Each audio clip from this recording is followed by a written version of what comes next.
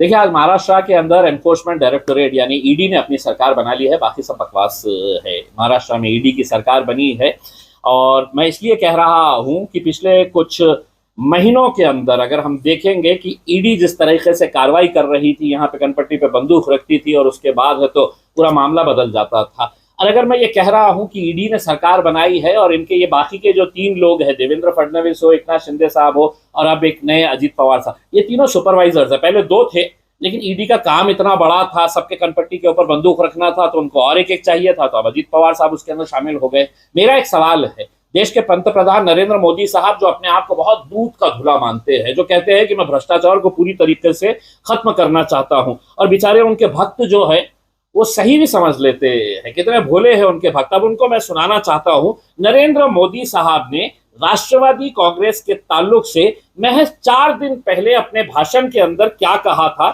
ये आप सुन लीजिएगा। उसमें थोड़ा गौर से सुनिएगा।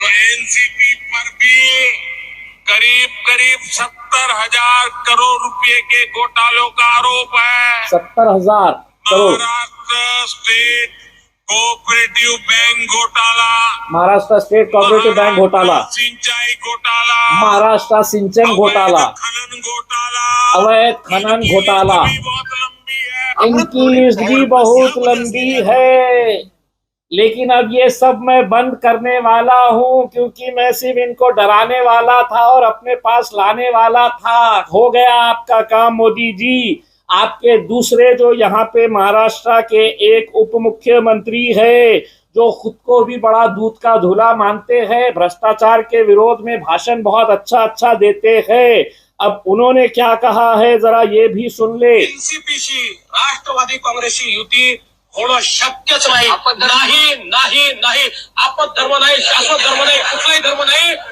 एक वेळ रिकामे राहू, एक वेळ सत्तेशिवाय राहू, एक वेळ मला कोणीतरी विचारलं तुमचा विवाह होणार आहे का, मी म्हटलं अविवाहित राहणं पसंत करेन, पण राष्ट्रवादी सोबत जाणार नाही नाही।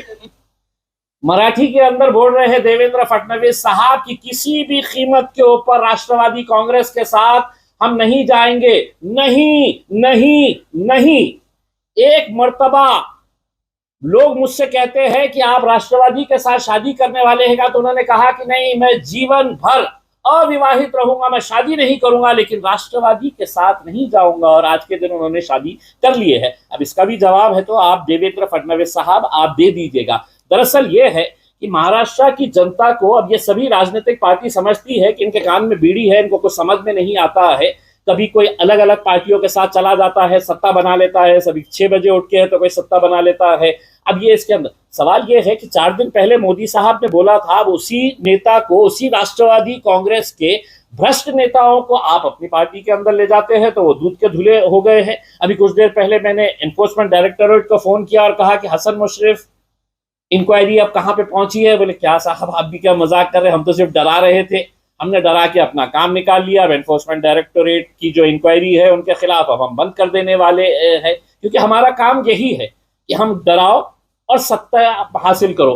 तो यही काम महाराष्ट्र के अंदर चलता हुआ आ रहा है करके।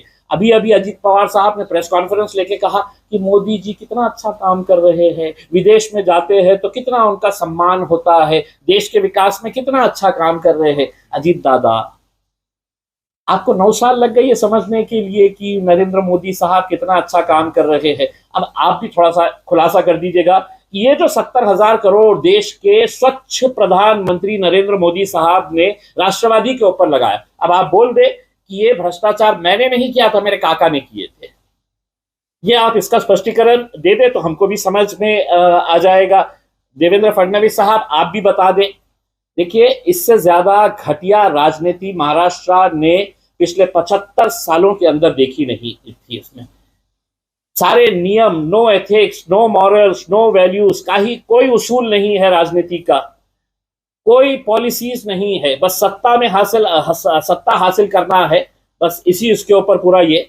मुझे तो अब चिंता इस बात की हो रही है कि राष्ट्रवादी कांग्रेस के वो बड़े बड़े मुसलमान लीडर टोपी दाढ़ी पहन के, नहीं हमको सेक्युलर पार्टी के साथ रहना है, अब तुम्हारी दुकान कैसे चलेगी मुझे ये बताओ। मैं लेकिन मुबारकबाद देता हूं कि अब आप लोग सत्ता में आ गए हैं, तो इसीलिए हम आपको मुबारकबाद देने के लिए कल पूरे महाराष्ट्र की जनता को महाराष्ट्र के खास तौर से MIM के नेताओं को मैं ये अनुरोध करूंगा कि हर शहर के अंदर पटाखे फोड़ो, क्योंकि अब ये सत्ता के अंदर आ गए हैं जो हमको बी टीम कहते थे, खुद जाकर है तो भारतीय जनता पार्टी में गोद में जाकर बैठ गए हैं, तो कल हम जश्न मनाएंगे आपको मुबारकबाद देने के लिए। ये जितने भी दाढ़ी वाले टोपी वाले, नहीं MIM म्हणजे बीजेपी की बी टीम है करके उसमें, तो मेरा तो हक बनता है कि अब आपको मुबारकबाद देना।